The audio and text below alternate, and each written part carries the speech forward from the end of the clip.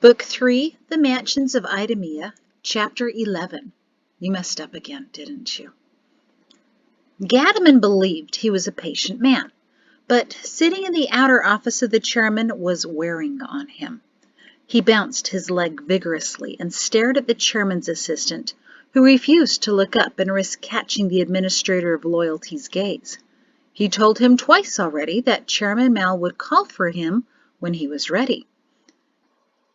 Gadaman looked down at the empty folder again, the contents still in the chairman's office, and focused on the orange dot that labeled Mari Peto as beyond watched, not yet traitorous. He swore under his breath that he allowed the chairman to read through the documents without him present. These were his projects, and the idea of someone else holding them was disturbing, like allowing another man to take his wife home. At least that's what he eventually decided happened to her. Most annoying. He had to take his dinners in the tavern since then. Most inconvenient. But watching how Colonel Shin stood mutely behind his yammering wife, Gadaman once again saw the wisdom of no longer being bound to a woman, even if it meant he had to hire out for someone to do the washing up. When the office door was opened by a young aide, Gadaman leaped to his feet and barged through the door. Nico Mao looked up from his desk. "And what makes you think I was calling for you?" "Who else would you want?" Gadaman plopped down in a chair without an invitation. The chairman sat back in his chair and lifted a stack of papers from his desk. "Quite a thick file for such a small woman, wouldn't you say?" "She started it," Gadaman said. "And so your concern today is—" "Did you hear her this morning? Accusing us of the same atrocities of the kings?" The chairman shook his head. "I didn't hear that, and neither did you. You took a few liberties with your summation, Gadaman. Rather sloppy for a former law assessor, by the way." Gadaman scoffed at that.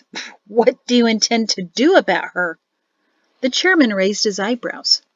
"We gave her a certificate. Do you have any other suggestions?" "And whose idea was that meaningless parchment?" Gadaman demanded. Mal clasped his hands in front of him. "Brizak's. He wanted a pretense for bringing her here." "That's not why I gave you the report. It wasn't to congratulate her.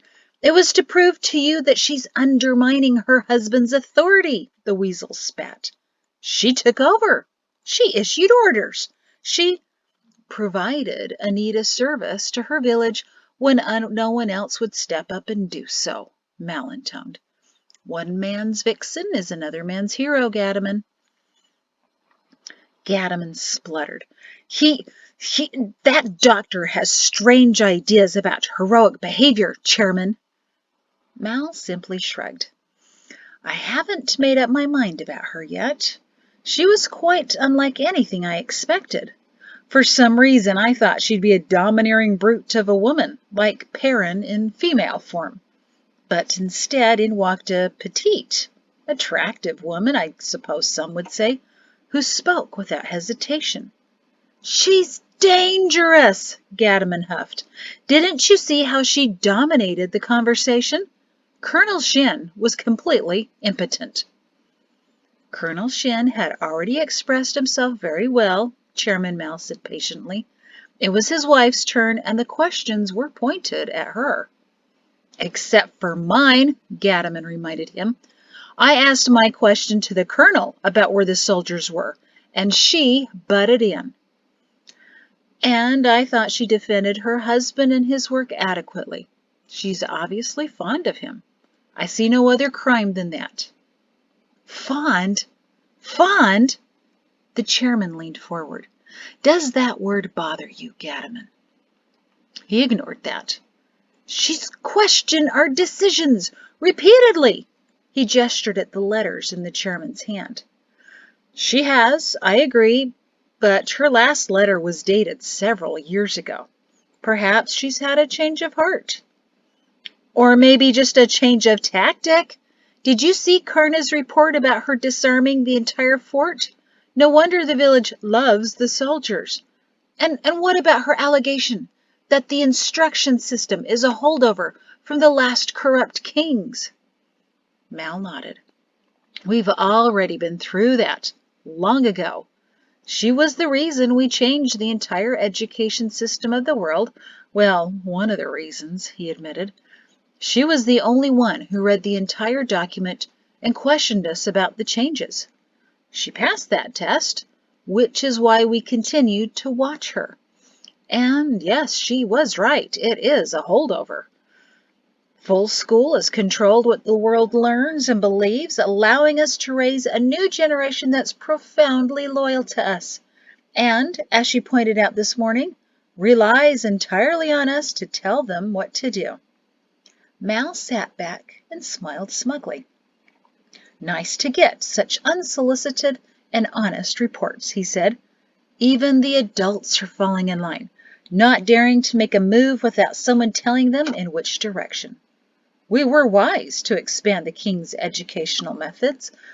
Then, with a penetrating glare, he added, even raving madmen get a few things right sometimes. Gadaman missed the insinuation. Well then, the Shin family as generals in Idumea is also a holdover. She suggests we get rid of kingly traditions. Why don't we begin with the Shin family? Because the Shin family has served each government very well, Mal droned. Show me one incident where a high general of Idumea didn't fulfill his duty. I don't like Ralph, you know that. But, be it to the king or to the administrators, the Shins have been unswerving. Ralph was most accommodating in helping our transition to power, and Perrin's recruiting numbers are the highest in the world. Nearly all the innovations in the army came from him. So, how do you punish loyalty, administrator of loyalty? She is not a Shin, Gadaman seethed. Only by marriage. We have no evidence of her loyalty, and she was terribly forward today. Chairman Mal waved much of that away. Oh, I don't know about that. I thought she was merely a confident woman. Ralph has mentioned a few times that she's a bit of a hot pot herself. Honestly, I'm amazed their marriage has lasted this long without breaking into violence. The chairman actually chuckled. Or maybe it has. Perrin was quite a confrontational young man at the university. Once, during one of my lectures, Is this going to take long? Gadaman interrupted, because I fail to see how your sentimentality is pertinent here. I care only about her potential. Gadaman, the chairman shook his head. If you understand people better, you understand their actions better.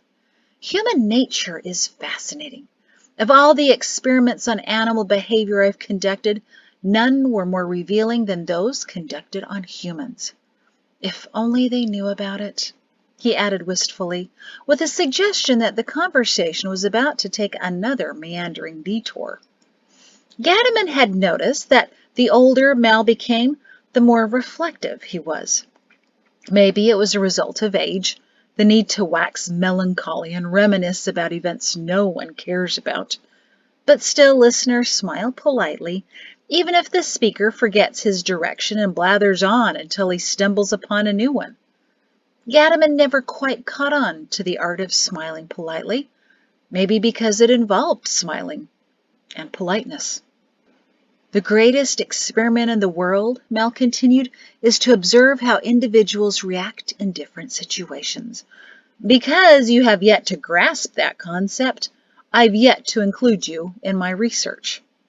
Mal sat back with a thoughtful smile on his face that suggested he had an idea, that it would likely be uncomfortable for someone, and that someone wasn't about to be Nico Mal.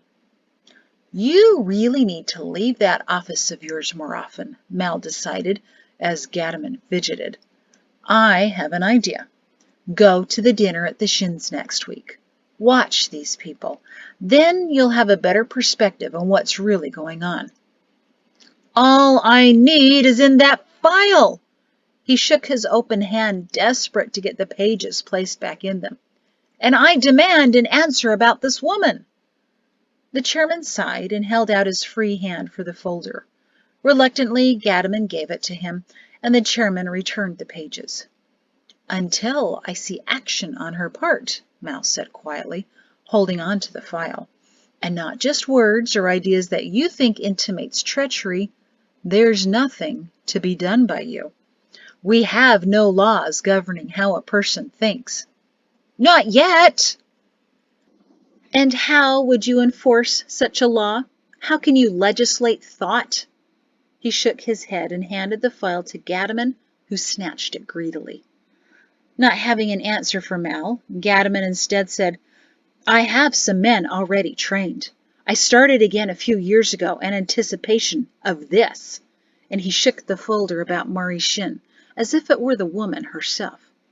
Yes, I know," Mal sighed. "I also have a few highly placed men that I've been grooming. But mine are ready to act, and at a moment's notice." Mal pinched the bridge of his nose. "You had others ready to act as well, many years ago. And the only ones to die in that situation were the ones that you trained, strangely." Gadaman squirmed angrily in his chair. "However," the chairman continued with a completely different tone, which meant, finally, business, "I do see potential in her as well. After all these years of silence, I thought perhaps she'd seen the error of her ways. But she's only been simmering and intensifying. She may have just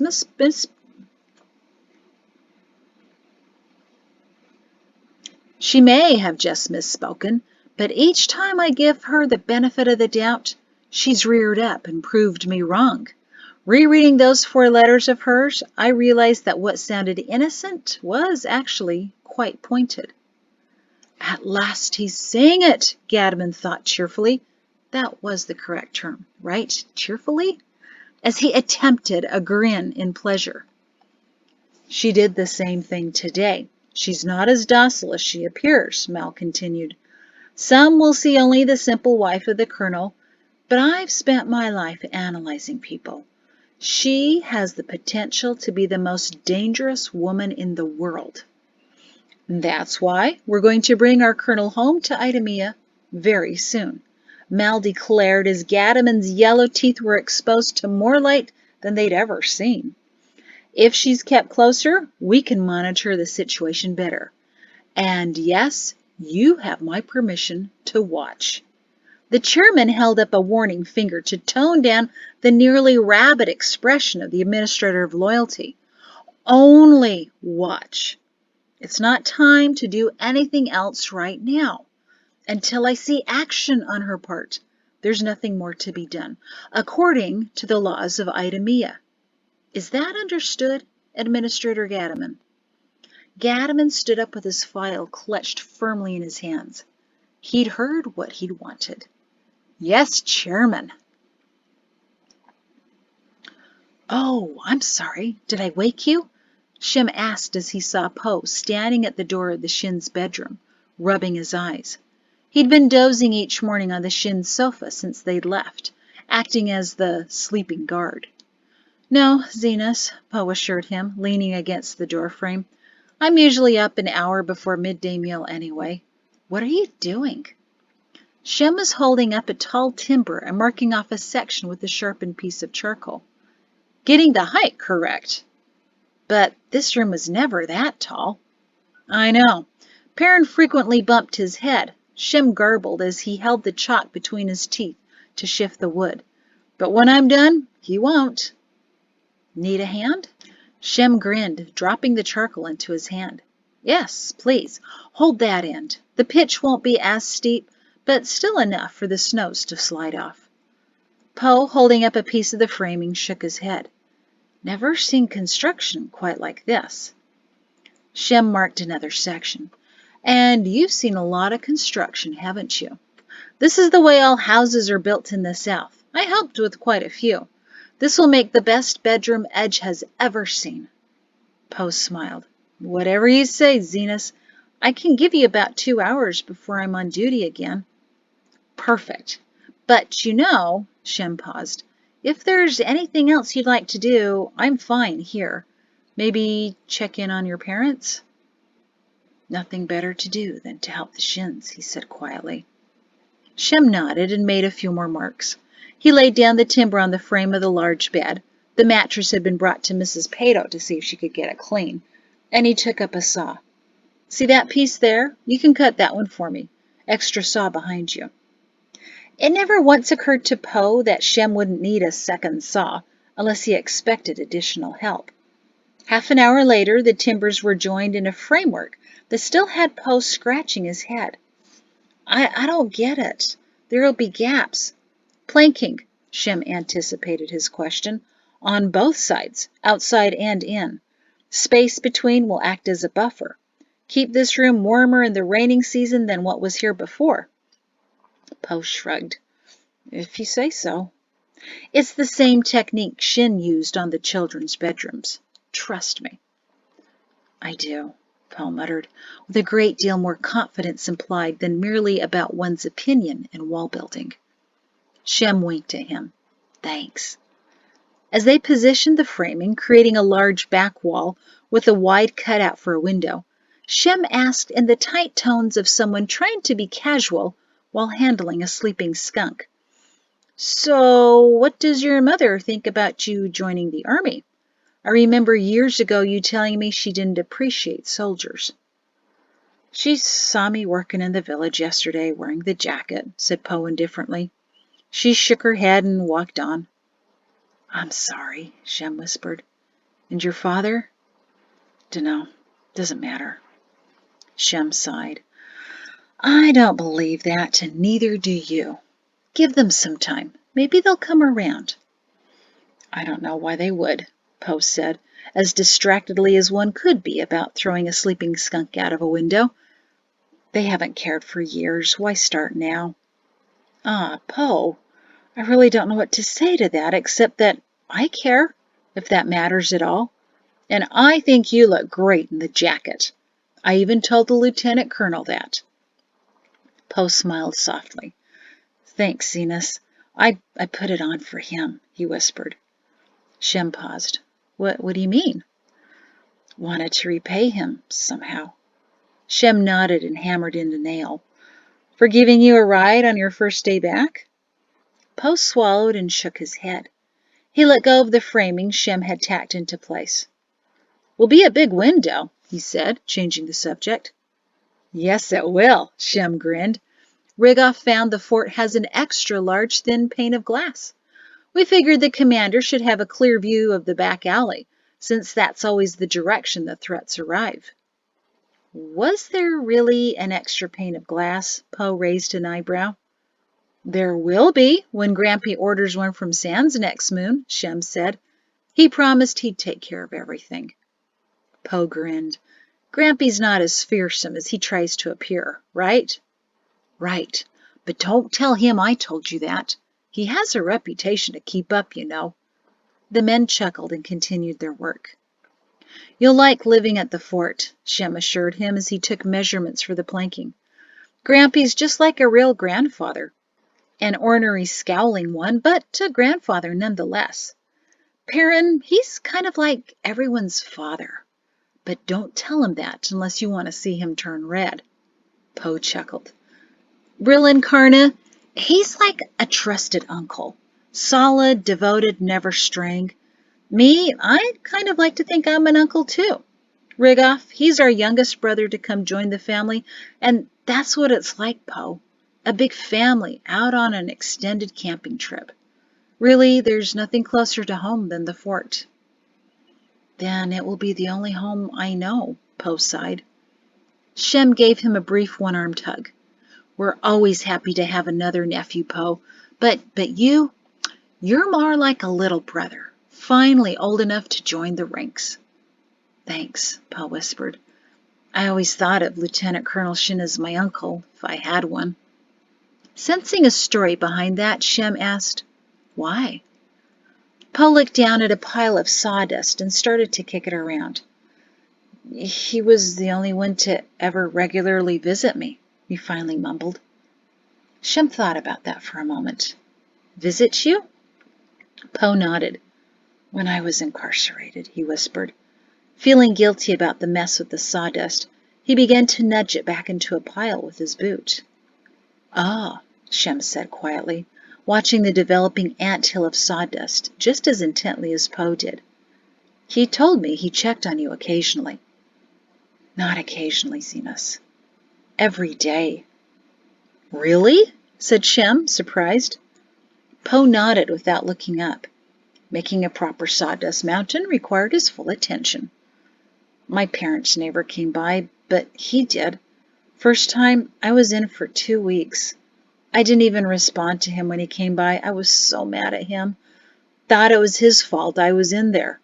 He'd stayed for maybe 5 minutes chatting to the wall, but he always came back. Second time, I was in for 6 weeks. Answered him back a few times. Third time, I was in the center cell. No windows, very little light. 9 weeks.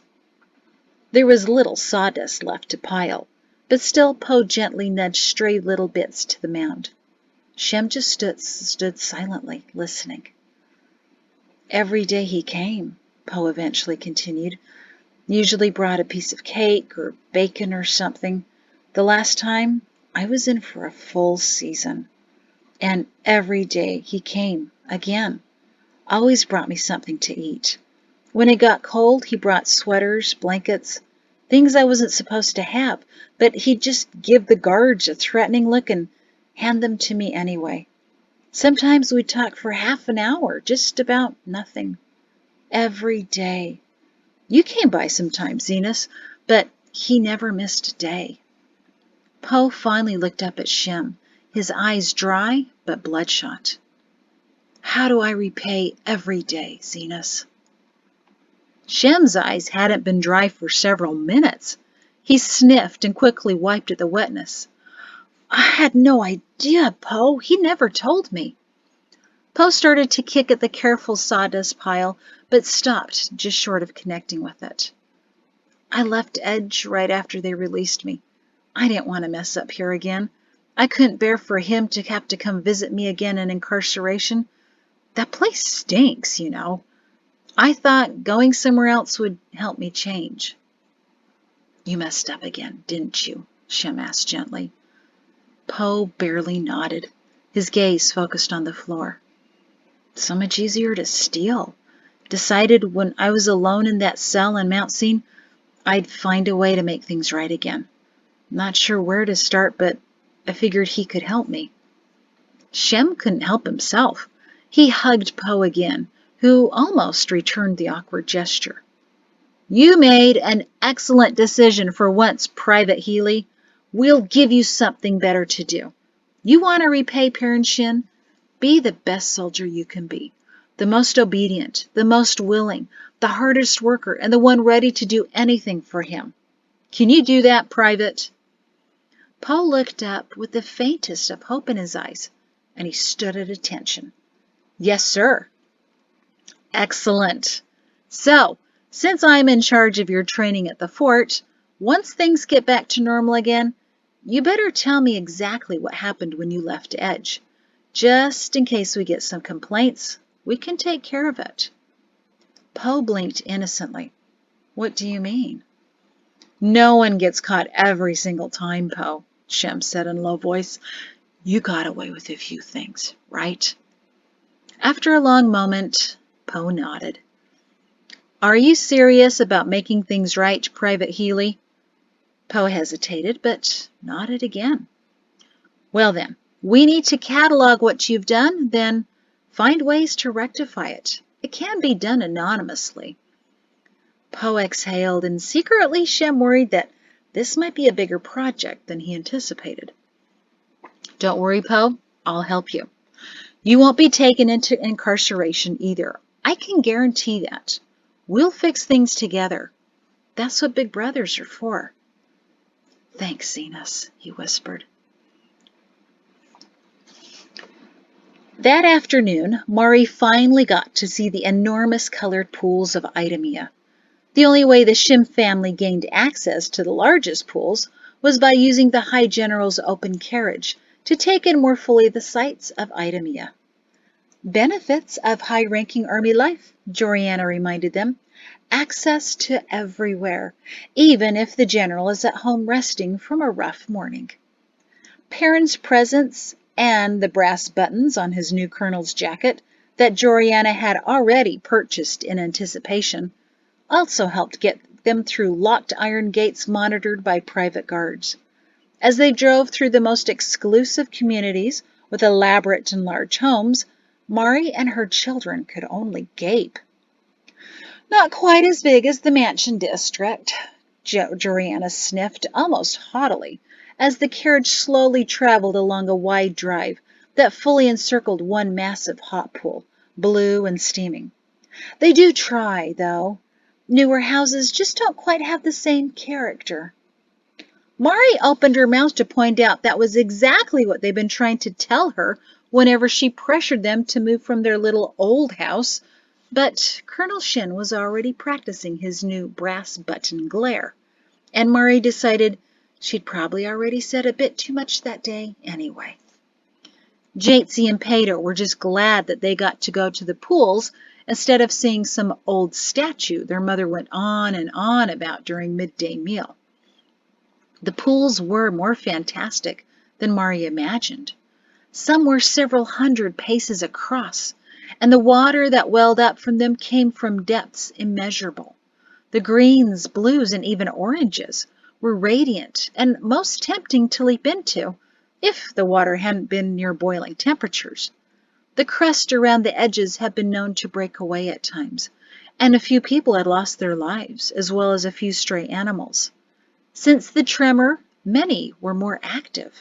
A few were even bubbling steadily and sending sprays of water into the air. In one neighborhood, a guard was posted by the administrator of science at a particularly active pool to record its changes. 2 evenings before, it had sent to spray so high a young woman passing it underneath it was severely burned. So, Mother Shin, explain to me why people want to live here?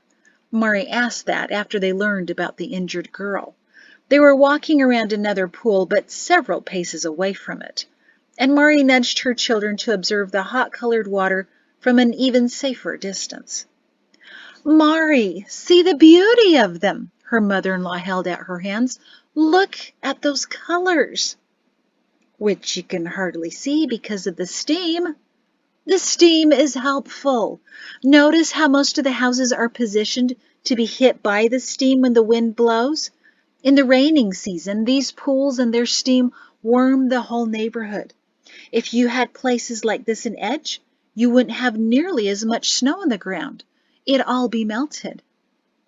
Mari considered. I have to admit, that's a tempting thought. And when the wind blows just right, you can actually see the colors. Nor do they smell as bad as I imagined they would. Depends on the time of year, Mrs. Shin told her, and even then, you get used to the smell. I've been told the smellier the water, the healthier it is. Peto made a face. Smelly, healthy water, are you sure? No, son, Mari said sadly. Someone brought this water to Edge to try to cure my father when he was dying. Jatesy shook her head. I've smelled the water after Peto's bathed. There's nothing healthy about that. Different smell, Jates, Perrin assured her. More sulfur, just like the smaller hot springs in Edge and Moorland. But I've never heard of anyone being healthier here than anywhere else, Mother. His mother sighed. Oh, you're always so cynical, Perrin. By the time they finished their tour, Mari had to admit that while the pools could be deadly, they were most beautiful, although the idea of them being healthy was debated loudly and at length by Mrs. Shin and her son as they re-entered the carriage. From the pools, they traveled to the center of Idumea in the business district. Here were the buildings Peto thought should have been nicknamed Hillmakers because of their size. All were built from block, but in unique designs and patterns that almost made up for the dull shapes of the pieces. These had held up surprisingly well during the land tremor, and Perrin wondered aloud why Idumea had been begging for assistance. That's when Joriana had the driver take them to the old garrison. Perrin hadn't visited either garrison, new or old, since he'd come back. Even though they were only about 2 miles from the Shin home in the opposite direction of the administrator's headquarters, Perrin had confided to Mari that he was in no hurry to be garrisoned again. "Why are there 2 garrisons?" Jatsi asked as they left the city center. "The old one was too small," Perrin told her. "The army kept growing under my father, and instead of adding on to the old buildings, some of which were crumbling, they decided to cut down the last orchard in Idumea," he said with obvious disappointment, "and build a larger, stronger garrison." "There was an orchard in the city?" Peto said, astonished. Before Perrin could harp on the tragedy of chopping down the trees, Joriana sent him a withering look. "The orchard was older than the reign of kings, Peto," she said. "The trees had stopped producing and needed to come down anyway. It was logical to build the new garrison next to the old one so that the objective of fighting garters was uninterrupted." Perrin folded his arms and brooded, having no response for that. Eventually he said, "They didn't have to use block for the new garrison, though." "Well, it's a good thing they did," his mother exclaimed. "I think you know it's dull, as if that's important. But when you see what happened to the stone structures, you may change your mind. They were going to tear down the old buildings in weeding season, but now they don't have to." When they arrived at the old section, it was to see a massive pile of rubble that made Perrin stand up in surprise. "Stop!" he shouted at the driver, and he leaped out of the carriage as it lurched to a halt. Mari looked at her children quizzically, then helped herself out of the carriage to follow him. Perrin had stopped in his jog and gestured helplessly to the destruction in front of him. The footman helped Joriana out of the carriage, and she walked almost timidly with her grandchildren to join her son.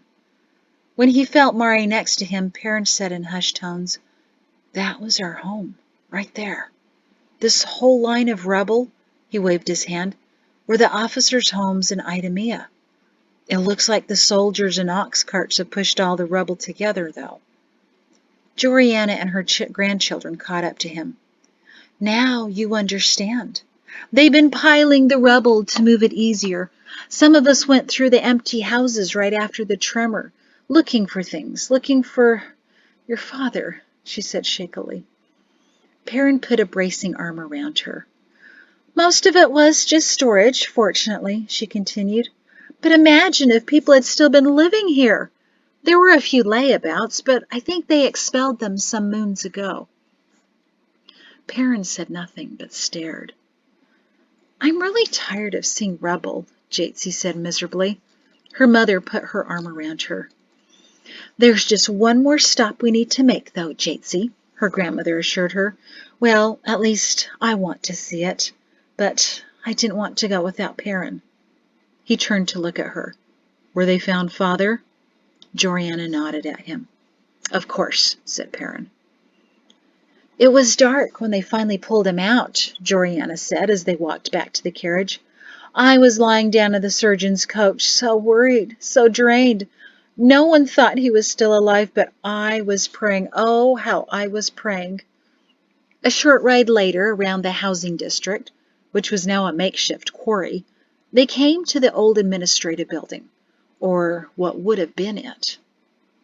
"How big did it used to be?" Peto asked in awe.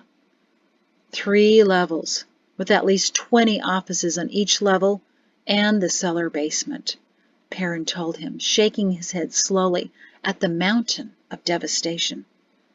"It was the biggest building in Idumea for many years, and it'll take seasons to remove it all." Joriana was already out of the carriage, walking determinedly to the enormous pile of rubble, so the rest of the family caught up to her. They picked their way cautiously through the large blocks of stone and miscellaneous debris. The women frequently lifted their skirts, while Perrin and Peto took their hands and helped them over more unstable sections. Mixed together were smashed bookshelves, crates, chairs, papers, and indefinable clutter. A team of soldiers sifted through the rubble nearby, looking for anything worth salvaging before the rest of the soldiers used mule teams to drag the larger pieces away. Peto seemed surprisingly interested. What was in here? Mostly storage again, his grandmother told him, as she gingerly squeezed between two splintered desks. But a few people still kept offices. With the army growing so fast, the new garrison is already too small. Some of the lesser departments kept their staff here at the bottom level, but no one had workers here so early in the morning, especially on Holy Day.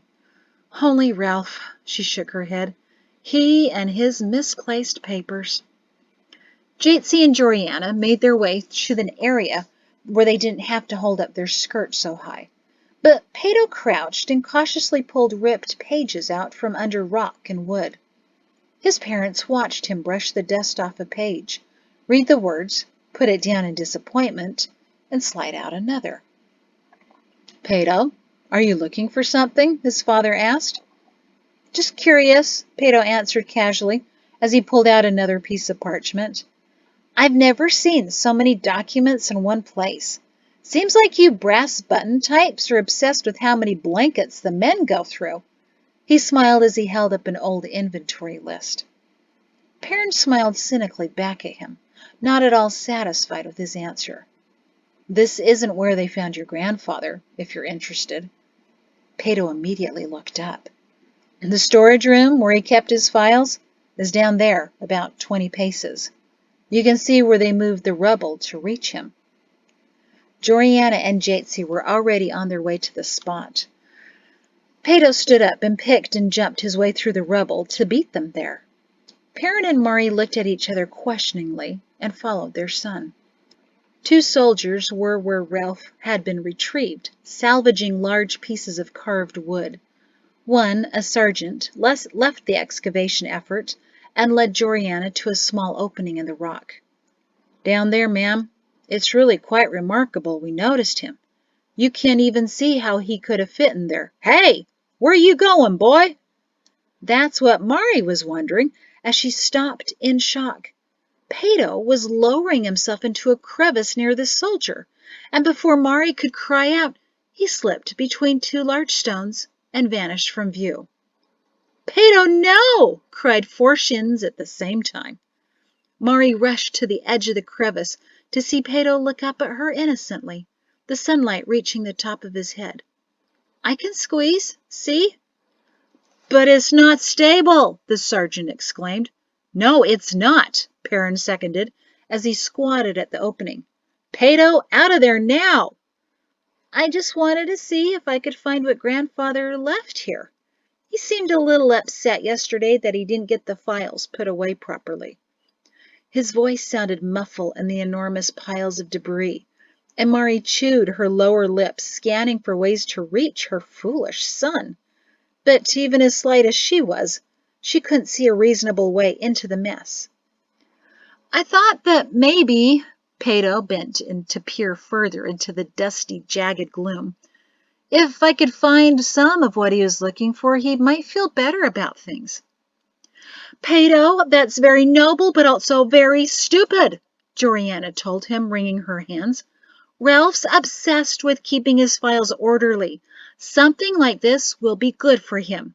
Make him realize life goes on without perfect paperwork." "Peto, you're making me very nervous," Mari said, as he took a step into a small opening under a shadowy broken rock. He tried to shift aside what looked like a splintered bookshelf, but too much wreckage rested on it.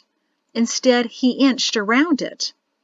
"Peto, just let it go," Mari pleaded. "Whatever it is, your grandfather wouldn't want you to risk your life for a piece of paper." Peto paused and looked up at her between the cracks of crisscrossing timbers. "Are you really sure about that?" In disbelief, Mari looked at Perrin. Perrin transferred the incredulous look to his son. "Of course we're sure. Peto, out now." Usually that tone made his son shrink with immediate obedience. It certainly made the soldier flinch as he lay down before the crevice and extended his arm into it to try to touch Peto, but he was still several paces away. Perrin crouched next to the sergeant and put a protective hand on his back. Peto looked up at his father, then back into the deep rubble again. I think I can see something. Peto, just stop, Jatesy shouted. A sound of shifting rock began at the far end of what would have been the back of the storage room. Peto, cried Mari as the scraping noise grew louder. A section of timbers caved in with a deafening crash, and a plume of dust rose just a few paces away from Peto, but he was already scrambling back to the crevice.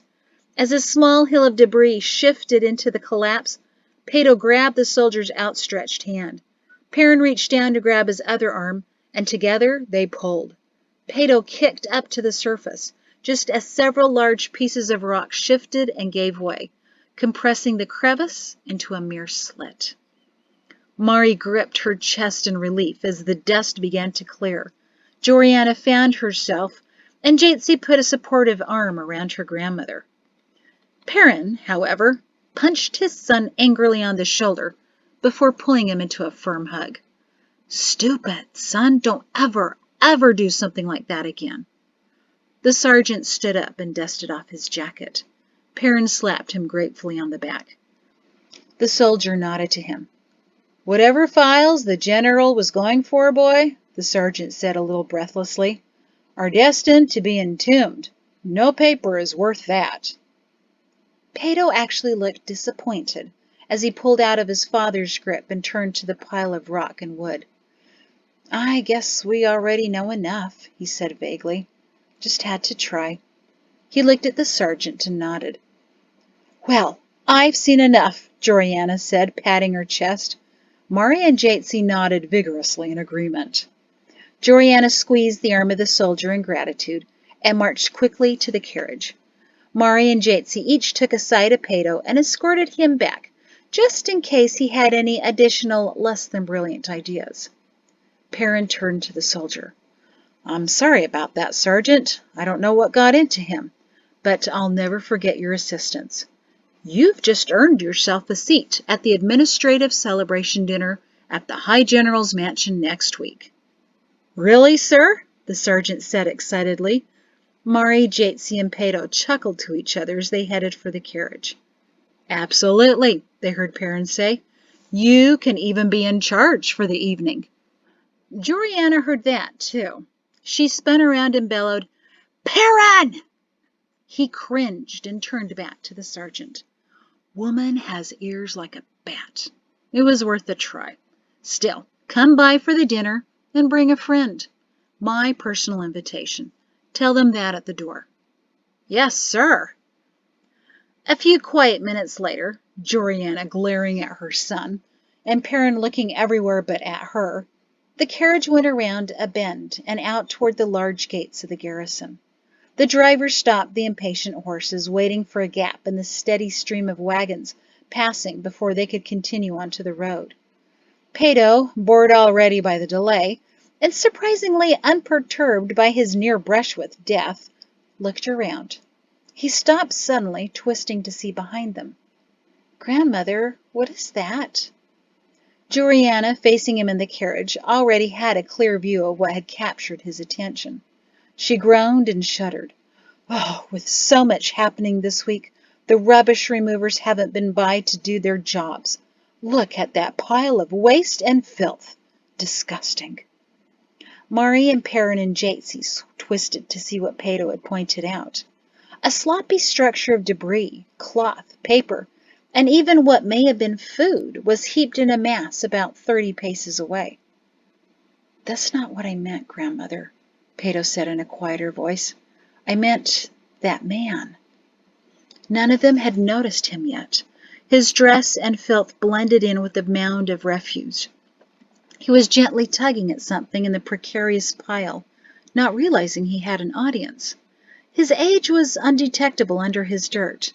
He could have been 18 or 68. He might have been tall, but his gaunt body was hunched over. His hair, maybe dark, was tousled and unkempt. Peto swallowed hard. He's looking for food or clothes, isn't he? Joriana shuddered again. Turn around, Peto. Never mind him. He was probably one of the layabouts they evicted from the old houses that are now rubble. But people that are like him, they want to live that way. Jatesy turned sharply to her grandmother. They want to live that way? Joriana sighed loudly. That's not exactly what I meant.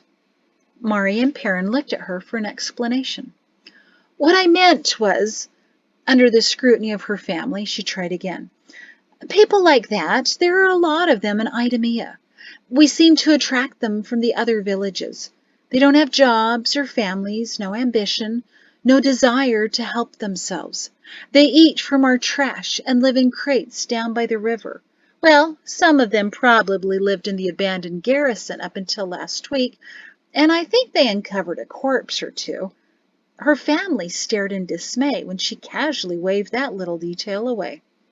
Really, they're fine. This is what they do. Peto turned again to look at the man. He had stopped tugging at the pile and was examining something in his hands. Perhaps feeling the stare of the 13-year-old, he slowly looked up and met Peto's gaze. Peto gulped again as the vacant eyes looked past him, and he turned back around. The carriage was leaving the garrison. That's not right, Peto whispered. Someone should do something for them. Well, Joriana sighed, the administrators believe that. The administrators, Peto scoffed, sounding just like his father. Perrin beamed with pride. Why should the administrators do something, grandmother? Why shouldn't the government step in and take over in every little thing? Now Mari beamed at their son. The first words of the writing are, "We are all family," Peto reminded everyone. Even people who haven't read it in years should remember the first line. So he does have family, grandmother, all of us. There are dozens of shops near here. Why doesn't one of them give him an out-of-fashion coat? Another one a meat pie. It wouldn't hurt them at all. Even over at the garrison, they were throwing blankets and pillows into that pile that's going to be dumped by the river. Why not give them to people like him, instead of just throwing it away? Why aren't we doing something? He looked around himself for something he could offer, but the horses were already in a fast trot down the road away from the garrison. Joriana stared at him. I honestly don't know, Peto, but I promise I'll speak to your grandfather about it. When he's better, I'm sure he'll see what he can do. What we can do, she clarified. Peto nodded in satisfaction and looked out at the road again. But Mari noticed his grandmother continued to stare at him as if she'd never heard such words in her entire life, and it seemed to bother Joriana. Thank you. It's the end of the chapter.